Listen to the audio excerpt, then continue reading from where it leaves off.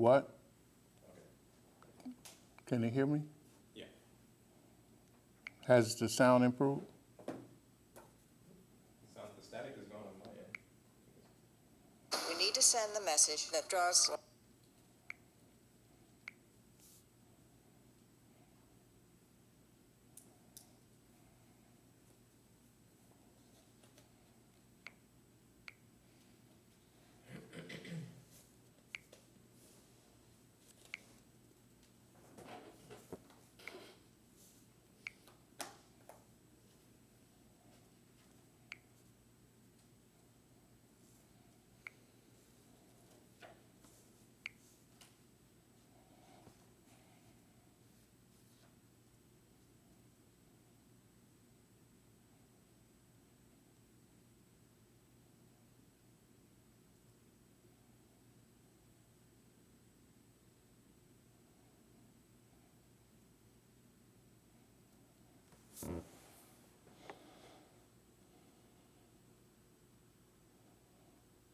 What do you consider advanced teachings?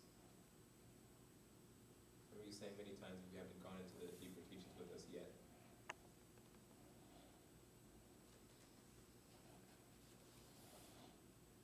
Because there's a whole another level of teachings once you, once you reach, once you have a strong foundation and you reach a contemplative level of understanding, then there's a whole another level of teachings that you can look at things at. And it can be talked about and conveyed, information can be conveyed among each other. So it's not, I mean, It's the same material, just at a deeper level? yeah, it can be a lot of the same material, but you have to look at it at a whole different level at that point. When you look at, for instance, how can I explain it to you? You see, if you look at, like we talk about, which one of these? Yeah. We talk about, you hear when we talk about, what's a abstract thing that we talk about all the time? We talk about silence, right? Right? What is silence to us? Huh? Potential. Well, it's more than potential. It's mostly what? Yeah, that's it, right? Reality? Right? Because why? Why we say silence is reality? Because it doesn't change, right?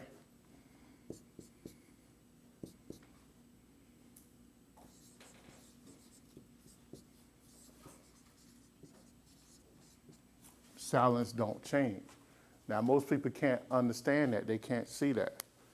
But we have went to the level that we can see that. We can understand that, right? Because why? Because we understand that in order for you to have sound, right? What? Silence must exist, right? Because why? Because silence is the background. This silence right here is the background for what? Not only sound, but what else? I just wrote it up on the board. For reality, right? So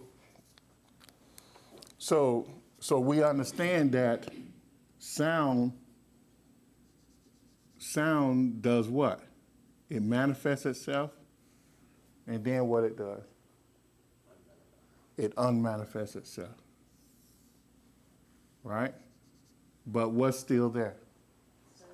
Silence. The reality is still here. Now, behind silence, we have what? You said it earlier.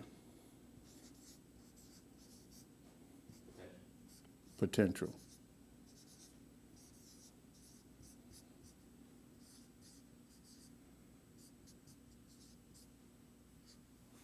right? You have this endless potential. And the endless potential is every and anything you can think about, and even the things you can't think about. It stands behind this silence. Right? Because why? Because all of this right here is the God. Or like what we like to say, the absolute. Right? And then all of this up here, which is creation, right? What we consider creation is what? Is only aspects of God. You see? Now, you have, but all of this is still God. Everything is still God because God is what? The background for everything. So the thing about it, we live in one of these manifested realities.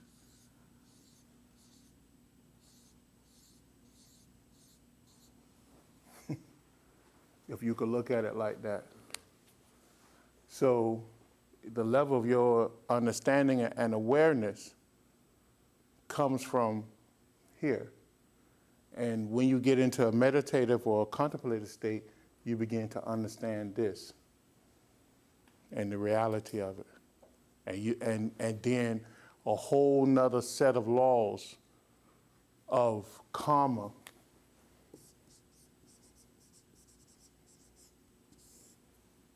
you become aware of. See? So that's the difference between advanced metaphysics, and the just general metaphysics. Because you understand that, the laws that I perceive to be the laws of karma, I can only see a small fraction of it. I'm looking at this part and not this part. Because one of the things when you go into deep meditation, one of the things that you realize that you're all alone. That you're absolutely alone. And why you realize that is because you become aware of you being a part of God, a part of the whole. So it opens a whole nother door to a whole different reality. It's hard for you to begin to focus on the mundane things in life, So if you're not completely stable, you might quickly become unstable, so in quotes, in this world. So that's the difference, a whole different level of understanding that you can think about. And that's why I say that.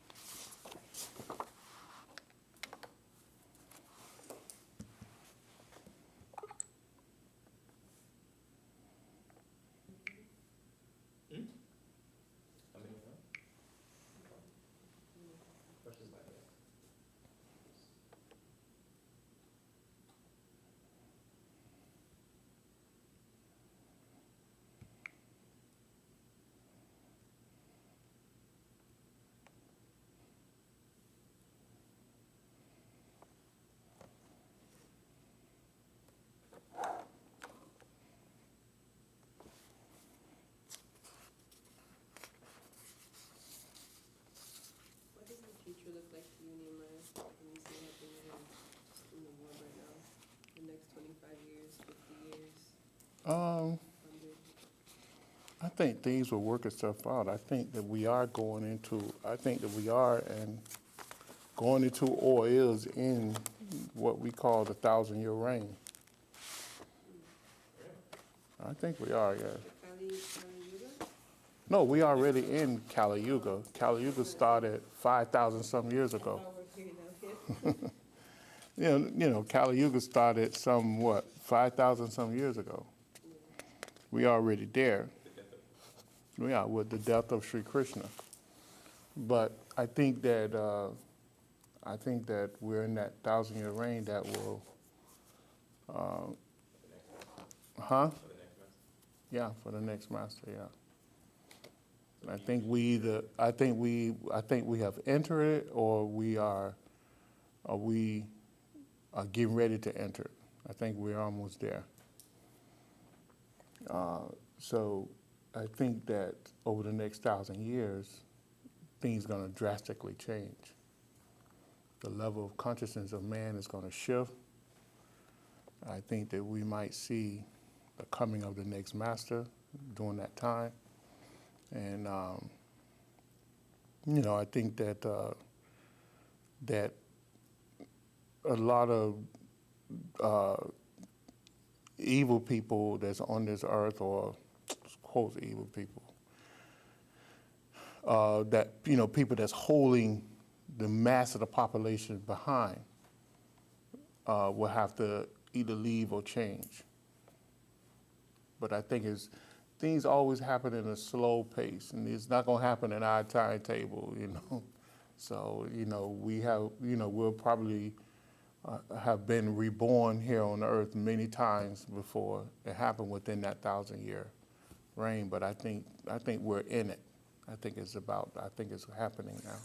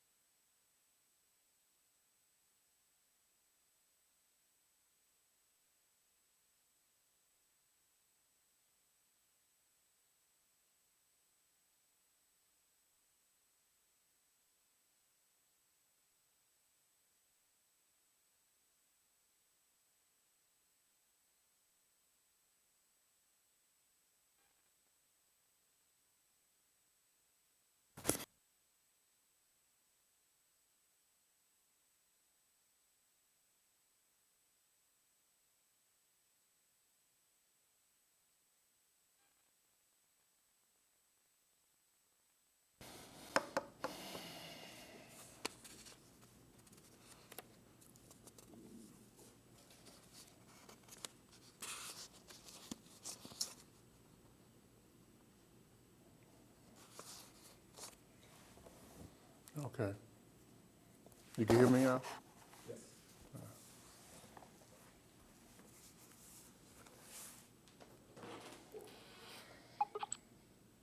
So there's no questions from online? Nothing yet.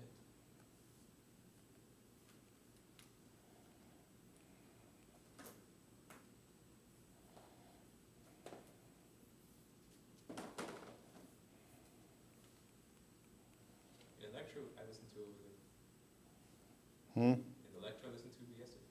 Not yesterday. Yeah. Dr. King describes karma as simply as a pressure towards conformity. That's the first definition. The English second definition of karma is a pressure of you on you, the mind, and you, the soul, wondering why he's, well, you told us that already, but why he's separating mind and soul. Yeah, that's true, right. Even though mind is a tool of soul, but why isn't that, why he just say you the soul towards you the spirit, why would he? Because the only way you animate mind is through soul, right? So without the soul, the mind is just an energy. You understand? Yeah, that's why he said that. You know, a lot of people look at mind as themselves, the same way they look at the body as themselves, and the body is just a collection of energy particles working in unison to what? To mind. And mind is just a collective of energy working in unison for what? The soul. So that's why he said it like that. And most people forget that the mind is just an energy. It's not you. It's not you. It's just something you work through. So.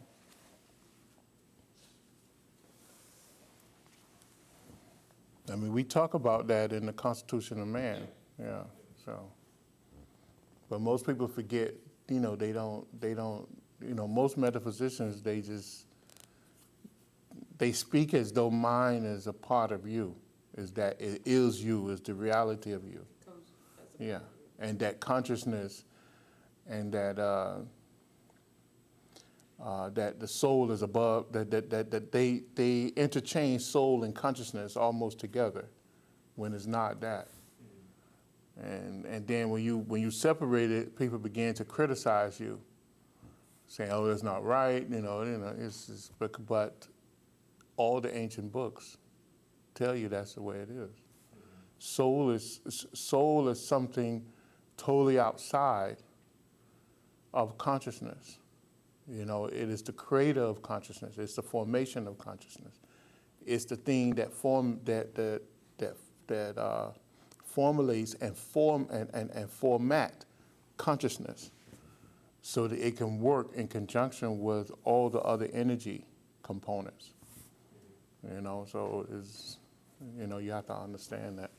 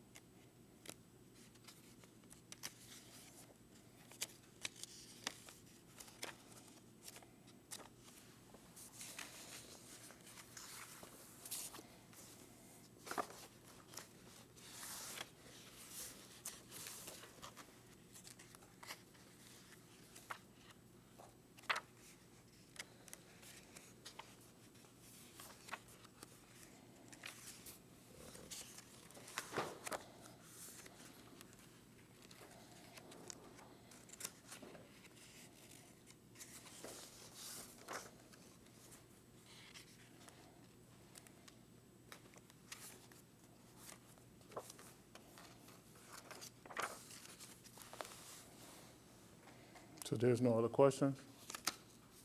I remember reading over, he goes into some practices, and he mentions like different types of mantras, like the Bija mantra. Different types of what? Mantras used for cleansing the nadis. For what? For cleansing the nadis. It's like one example. The cleansing of the nadi suki, is either samanu or nirmanu. That is with or without the use of the bija mantra. According to the first form, the yogi in Padmasana does. Can they hear you? No. Can you? You have to come up there? Or do you want this?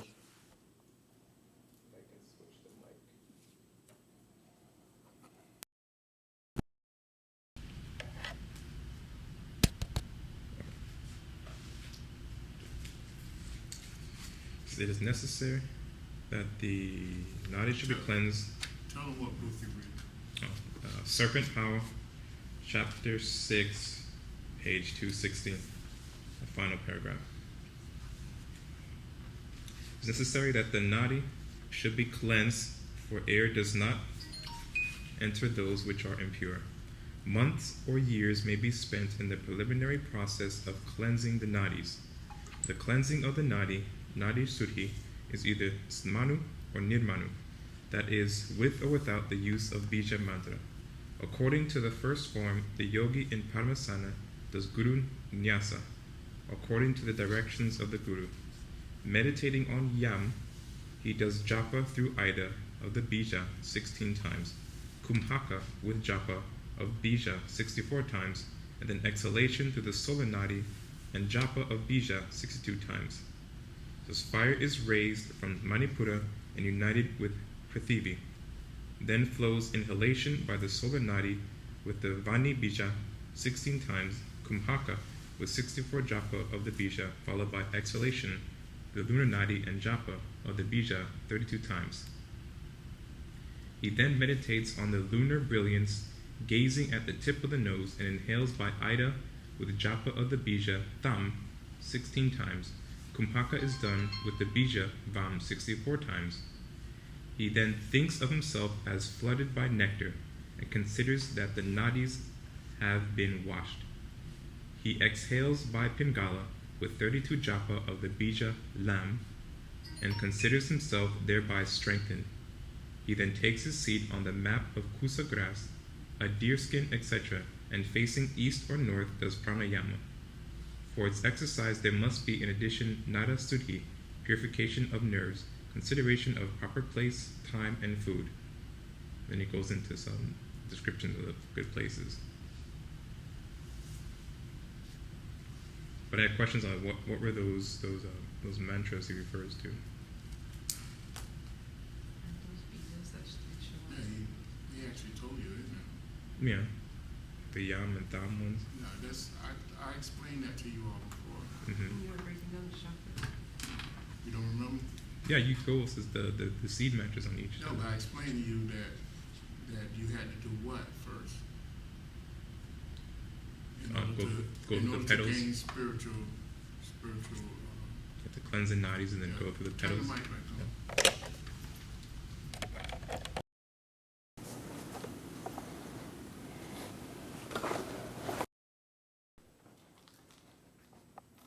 You had to do what now? First you have to cleanse the nadis, Mm-hmm. and then go to each petal. You unlock the petals and then open the seed. So you look at this is the base chakra, right? Right? Mm-hmm.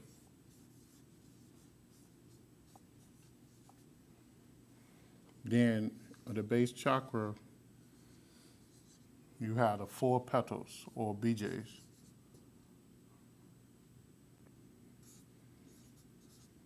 Right?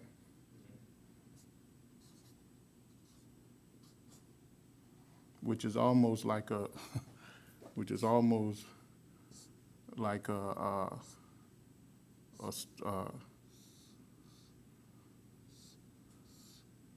right? A stool or something. Because why? It's balanced, right? So what you have here is you have a combination that comes from here. You have the Sushumna, which is blocked, right? And because it's blocked, you have what? What happens when it's blocked? You have what? This produces consciousness.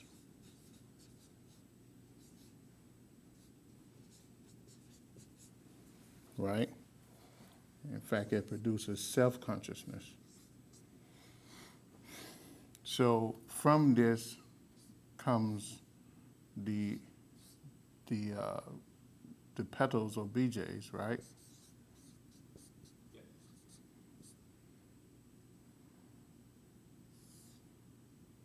which leaves,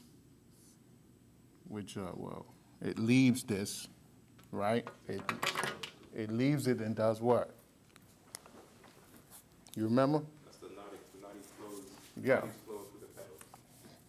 It leaves this and goes to the next chakra, right? And this chakra have what? Ida Pingala flows through the petals. Huh? Ida Pingala flows through the petals. Yes. It flows through the petals. It has what? It has six petals, right? Or 6 BJs.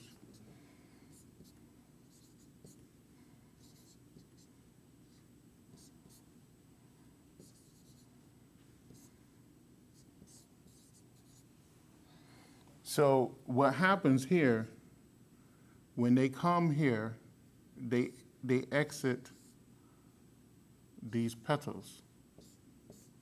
Now, what has happened here when you brought about self-consciousness? Kundalini splits up. Well, the power Kundalini goes dormant, and then a small part of it does what? It travels out to create the nadis that we're talking about. And the nadis is the thing that when it intersects, it creates levels of consciousness, right? Everybody understand that, right?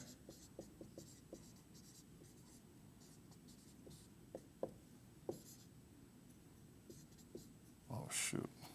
It creates levels of consciousness.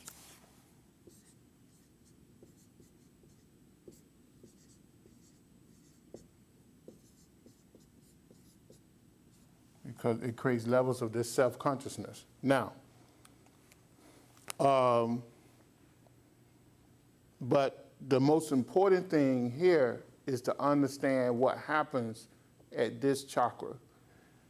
If you go back to the book I wrote, The Ancient Language of the Soul, you'll see that what I did, I concentrated on the base of the spine a lot to talk about the things that happen here.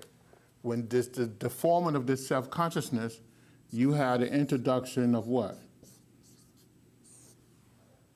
Of Maya, right? Why? Because the self-consciousness is what? It's an illusion, right? You also have the introduction of the state of that consciousness, which is what? Anybody remember? It describes the state of the conscious. You don't remember? I'll give you.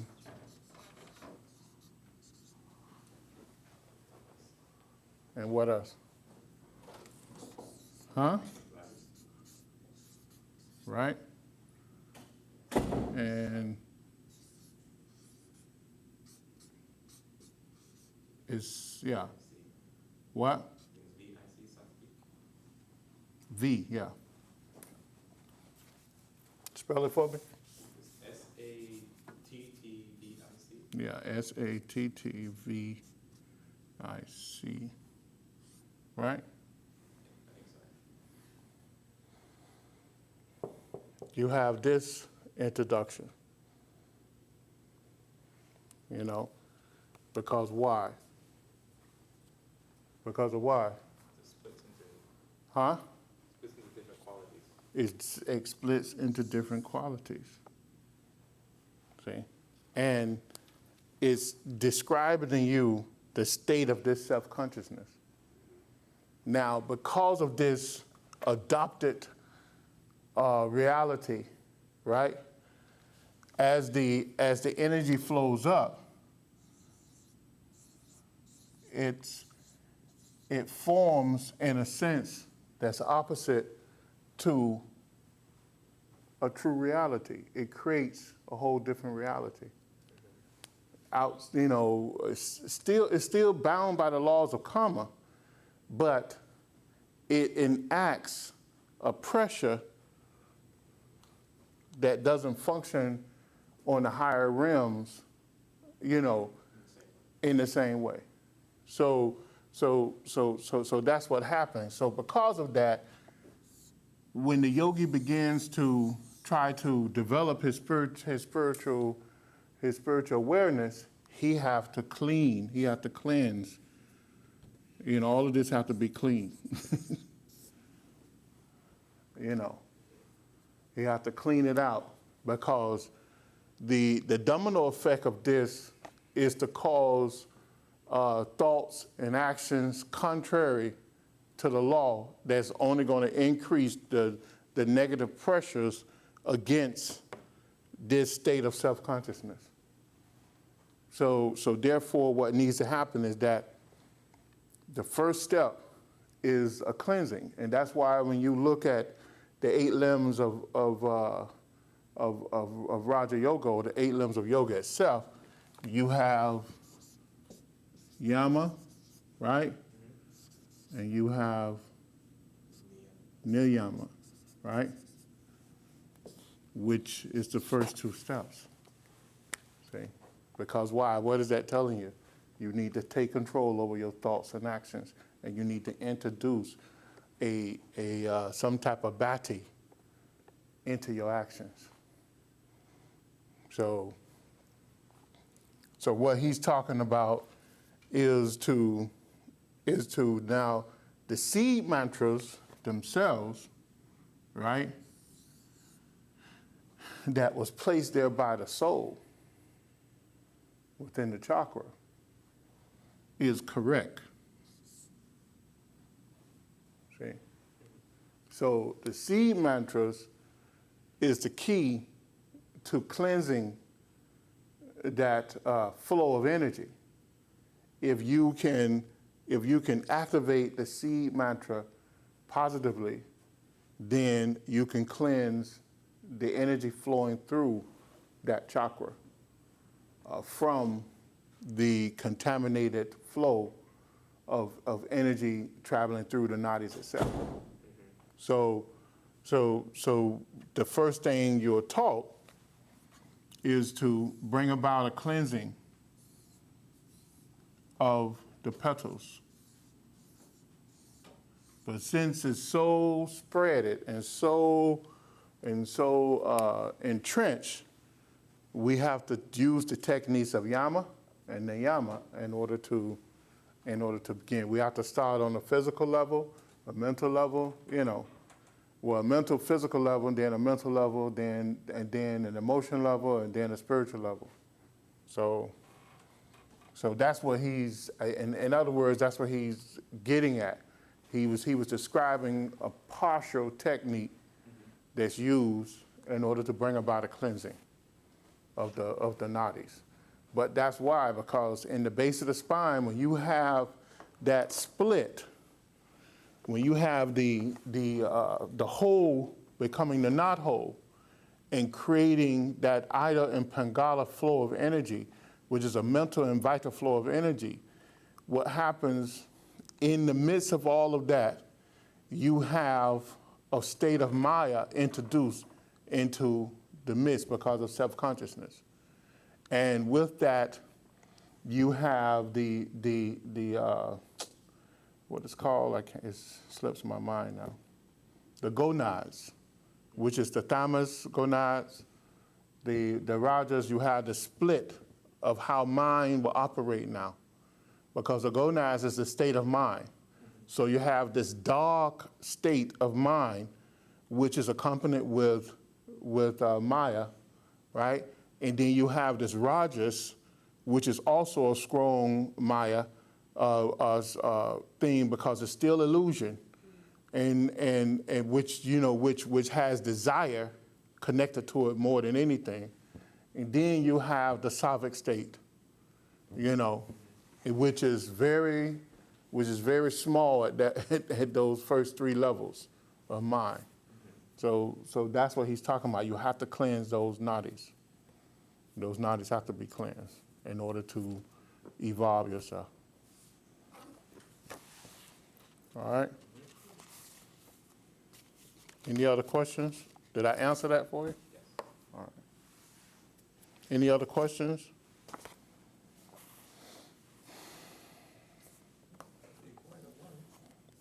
Okay. So our thoughts come through the centers, psychic centers first, and eventually if we speak or act upon them, they come out through, or manifest physically. So it's if we're reciting a seed mantra, it comes from the center first and then it's spoken. Which you mean comes from the center first? Like say the seed mantra from Mudra. I'm reciting that, and then that thought is coming out of the Mudra. First of all, almost all mantras are seed mantras. Okay? Let's get that right. Almost all. They seed mantras or combination of seed mantras. Okay, almost all mantras. So when you have a thought, that thought manifests itself from the level, from the chakra level in which is akin to. Okay, so that should answer your question. So like if you chanting a mantra, then the thought form of that mantra will exit from the level in which that mantra is akin to. You know.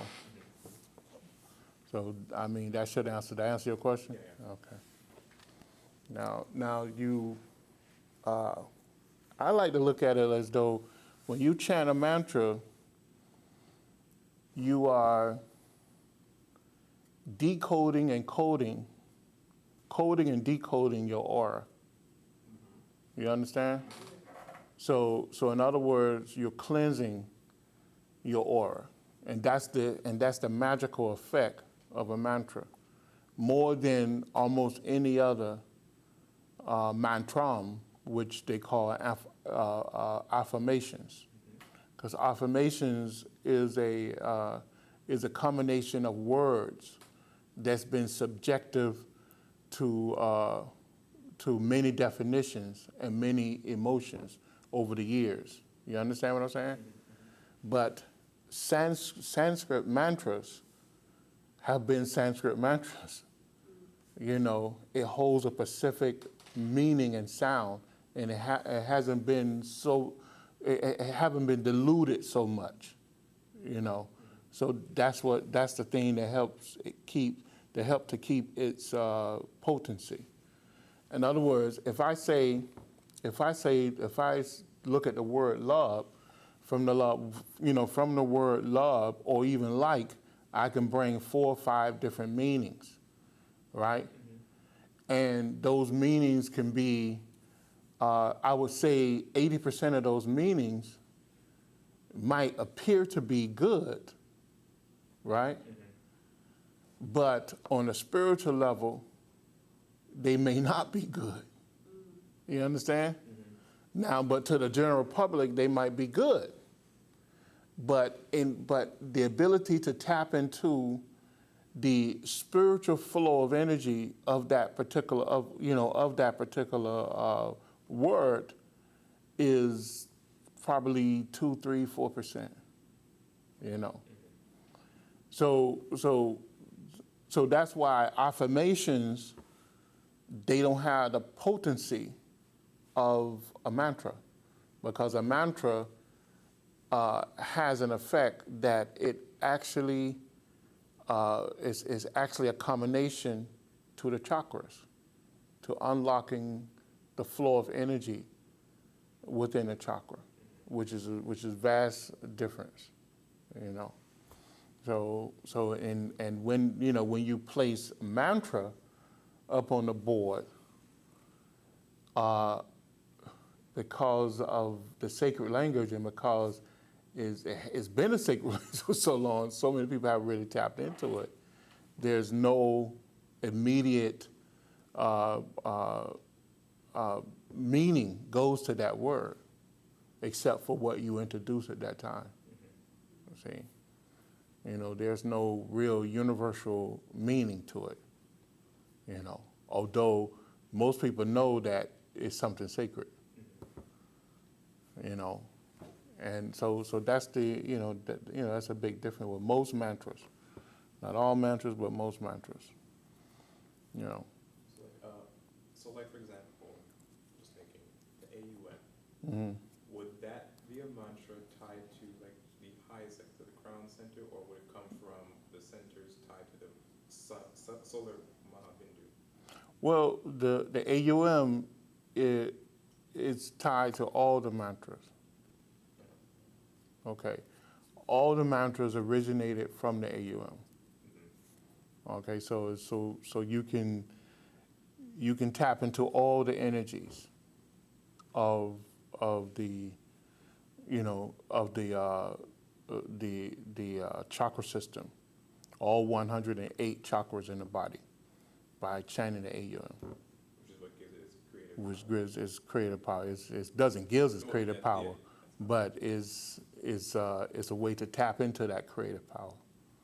Because all mantra, all words, all sound in this universe that we live in, and I'm talking about within this solar system, at least that we know, and probably the whole galaxy, that that word is the creative word, and when we tap into it, we tap into a stream of power related to the highest living being,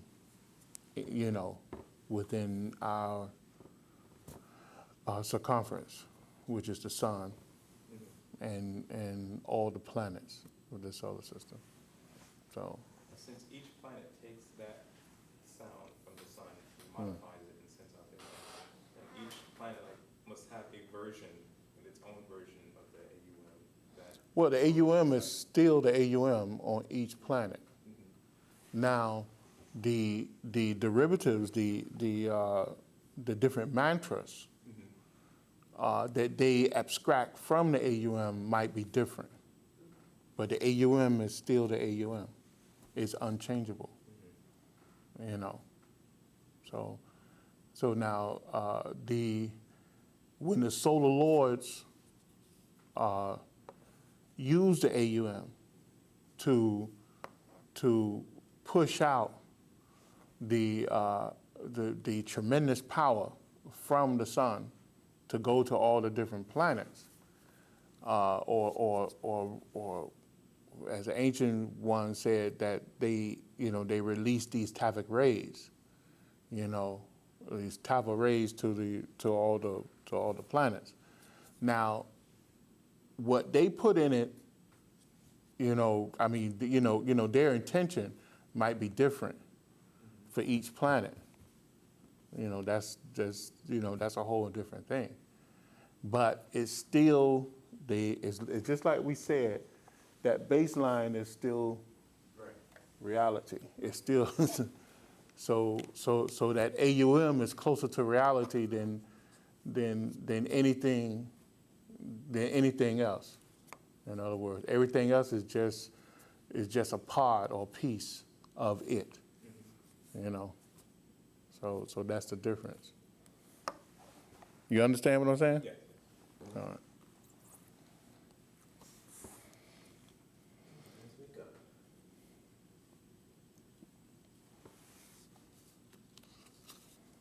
So these mantras, even though they're technically pure in a way because they're undiluted,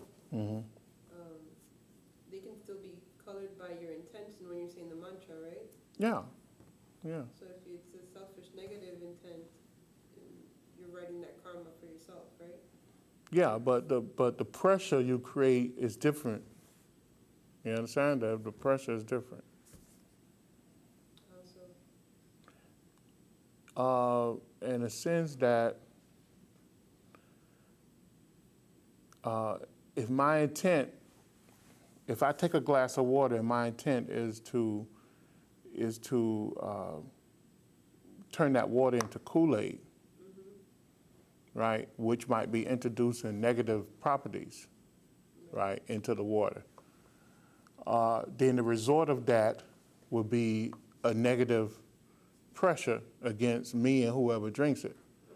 But if my intention is to take the water and filter the water in order to take any type of toxic waste out of there, and then give it out, then the intent is totally different. The pressures are totally different. So the effect of me and whoever else drinking the pure water will have a greater positive pressure than me drinking the Kool-Aid, which has a negative pressure, and that's what I mean by pressure. Okay. So the intent we introduce in using the energy that's given to us, that's the thing that discolors the energy. We can introduce actions to improve it, to help us, right? Because in the energy, in other words, the reason why I say run it through a filter in a sense is that when the water is produced, it might be produced in a pure state.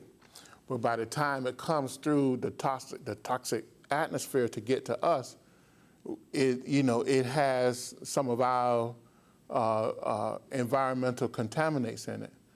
So that's the same thing with the energy coming from the sun. It starts off pure when it get within our atmosphere that we built for ourselves, over eons of being reincarnated here over and over and over. This atmosphere is toxic. So then, therefore, we need to purify it and taking it into us. Okay, so that's the difference. Yeah.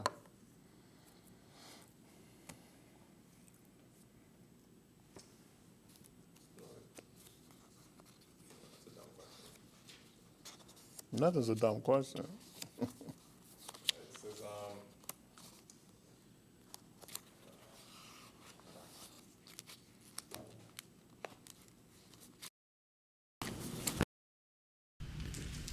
okay.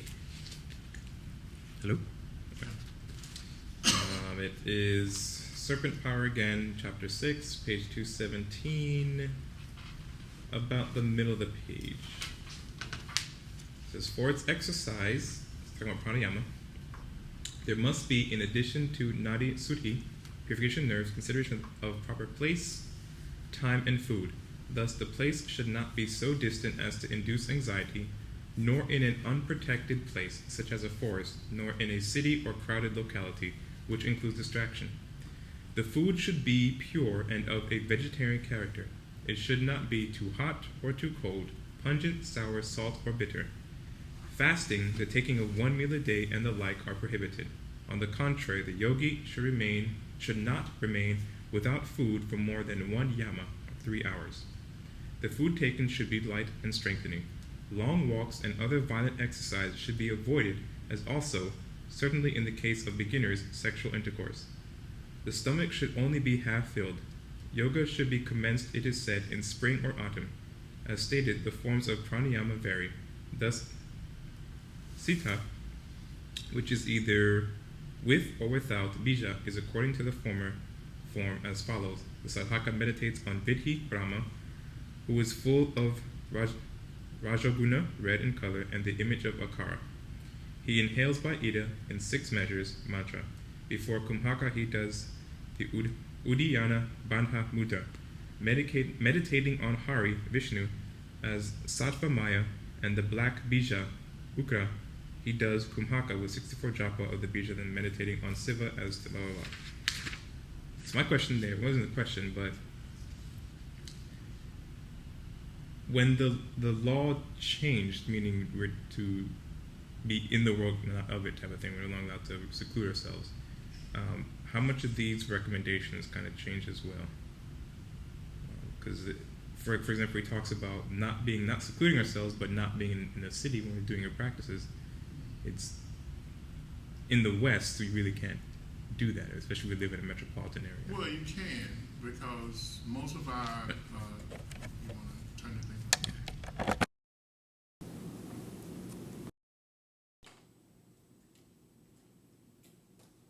We got to get a second mic.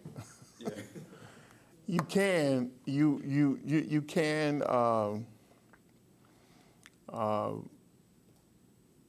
most of our dwellings today is really soundproof. Okay. Think about it. Yeah. So you can open that door. I guess they can come through that other door. So that's not a problem. Today it's not a real problem. When he said, because in the forest you're too secluded, and you're unprotected. So now, today, even though you're living in the city, you still have better environmental conditions in the dwellings of the city. So you really don't have to, you really don't have to worry about that anymore. As Finale talks about starting yoga in the spring or the autumn, is that because of the dominant form of prana at that time? Or? Yeah, it could be because of environmental conditions too. Because imagine if you went out and did it in the winter, you'll come back with what? Frostbite. Yeah, frostbite, pneumonia, whatever, So, so no, it's totally different, So in a sense, but now we almost create our own environmental conditions, so we can do whatever,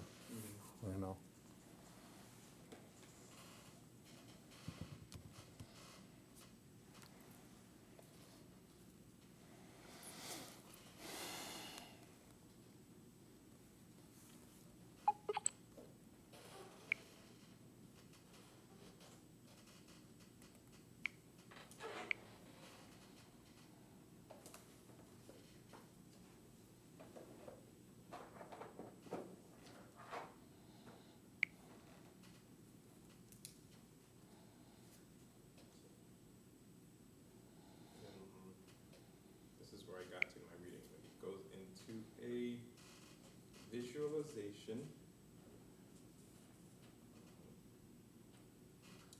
And I was wondering how this visualization is different, or differs from the one that Dr. King gave us on the seashore visualization.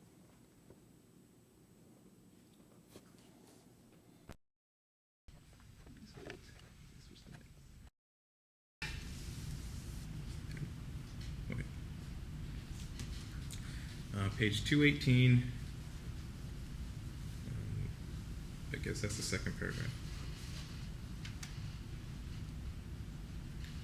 Dhyana, or meditation, is according to the Jnana Samhita of three kinds: stuha, or gross; jyoti, suksma, or subtle. In the first form, the devata is brought before the mind. One form of dhyana for this purpose is as follows. Let the sadhaka think of the great ocean of nectar in his heart. In the middle of that ocean is the island of gems, the shores of which are made of powdered gems. The island is clothed with a kadamba forest in yellow blossom. This forest is surrounded by malati, kampa, prijata, and other fragrant trees. In the midst of the kadamba forest, there rises the beautiful kalpa tree laden with fresh blossom and fruit. Amidst its leaves, the black bees hum, and the koel birds make love. Its 4 branches are the 4 Vedas. Under the tree there is a great mandapa of precious stones, and within it a beautiful couch, on which let him picture to himself his Ishta Devata. The Guru will direct him as to the form, raiment, vahana, and the title of the Devata. So what's the purpose of that visualization? And He doesn't say. You said it's a type of meditation, but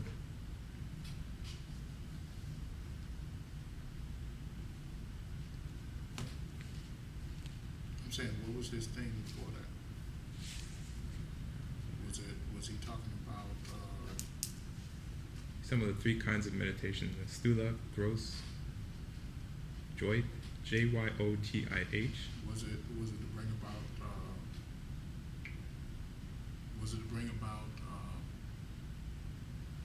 realization, to relax or what? Or some type of realization? He just says it's one form of dhyana for this purpose is as follows. For the first form, the devata is brought to bring the devata before the mind. What? A form of meditation to bring the devata before the mind.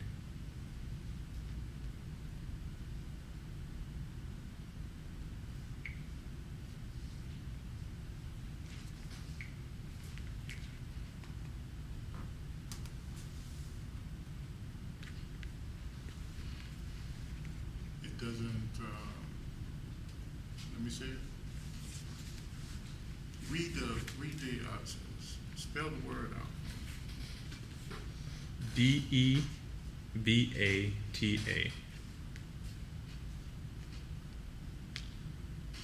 He says, in the first form of the three types of meditation he described before, in the first form, the devata is brought before the mind. He says, one form of dhyana or meditation for this purpose is as follows, and that's why he goes into that visualization.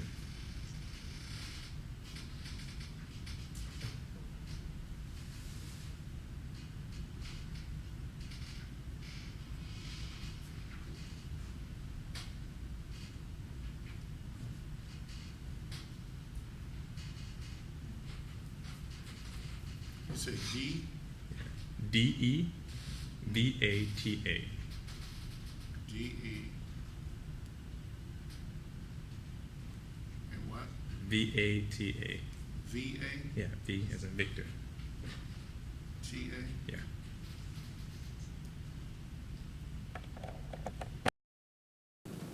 Devata.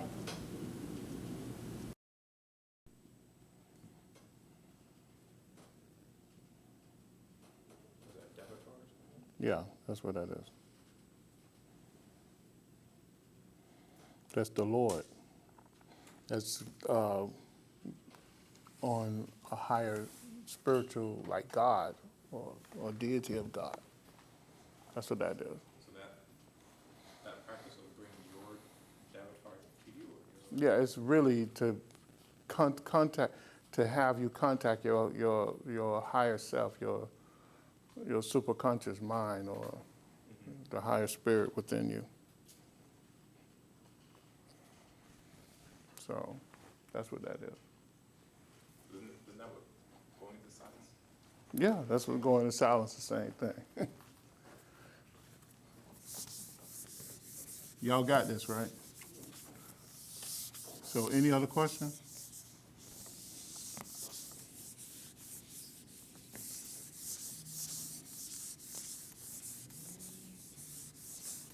This question and answer was something.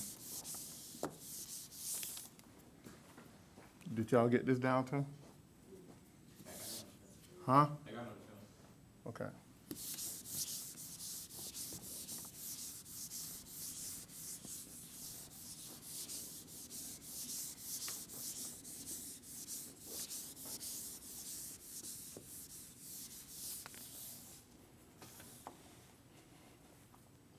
There's no questions online?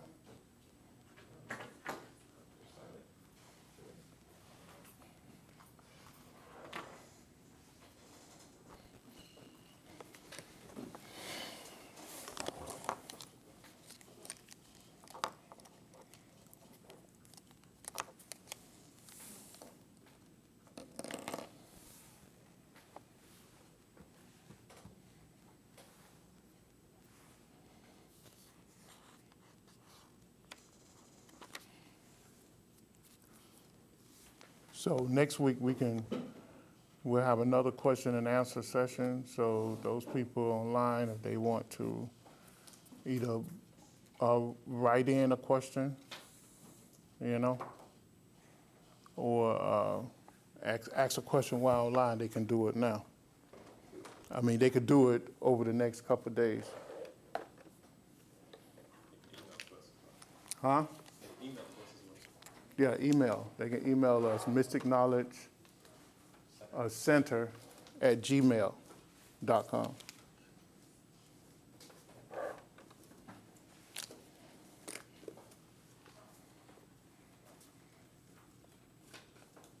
That's it. Go ahead and close out. That's it.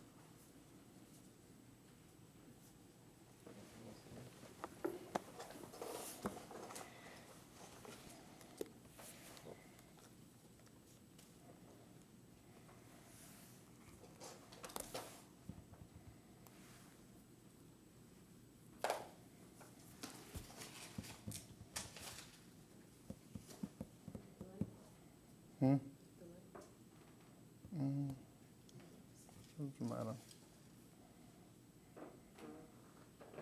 Y'all want to go over this temple degree lessons or no?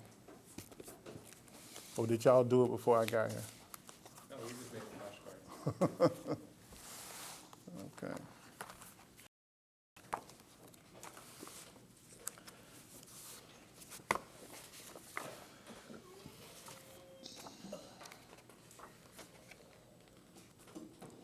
You turned it off?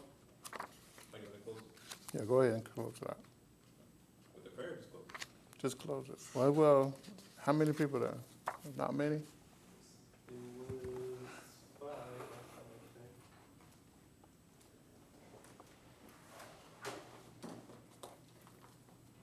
I mean, 4 people in there. we could close out with a prayer. Go ahead.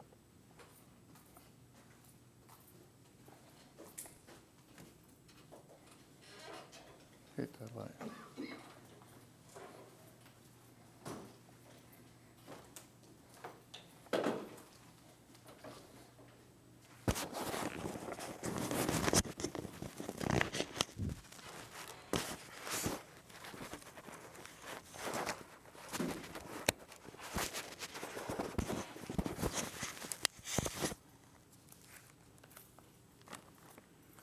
The New Lord's Prayer.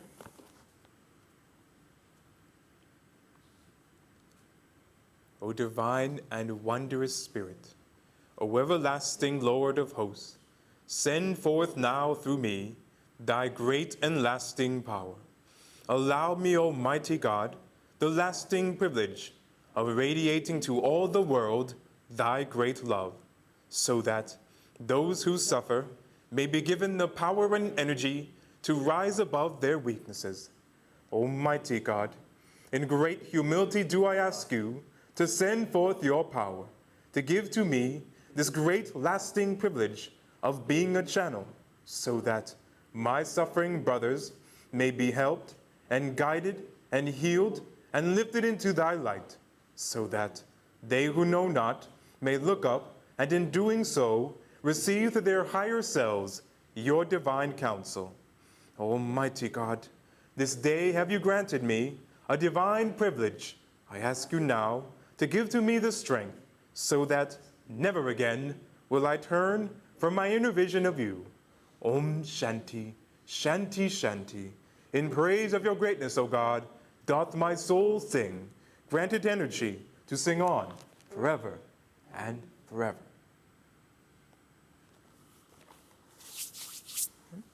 Thank you for watching. See you next week.